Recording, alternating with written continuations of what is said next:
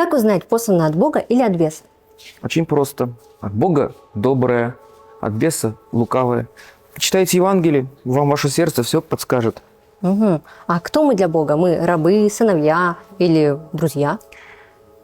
Мы дети Божии, но порой ведем себя как наемники или как рабы. Бог усыновил нас. Кем? Иисусом Христом. Он нас научил молиться как? Молитесь же так: Отче наш. А раз Отче, значит Отец. А раз Отец, значит мы его дети. А Бог может не простить?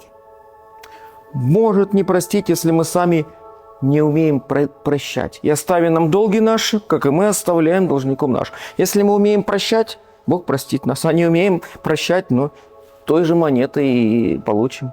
А можно ли православному праздновать Новый год? Можно. А почему нельзя? Только чтобы в центре был Бог и благодарность, а не телевизор.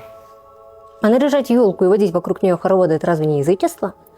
Нет, не язычество, смотря что вы в это вкладываете. Если это вам приносит радостные эмоции, ну что же в этом плохого? Среди серости дней, тем более таких вот зимних, таких тяжелых месяцев, как вот декабрь, елочка, дети радуются, радуемся мы. Мы украшаем свои дома.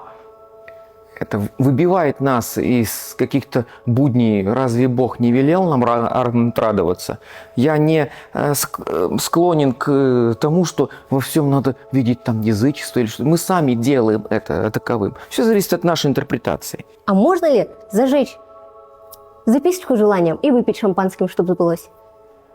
Ну, наверное, можно.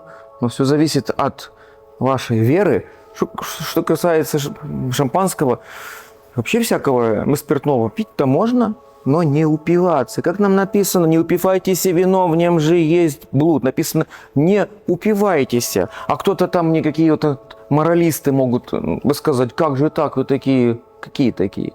Христос какое первое чудо сделал?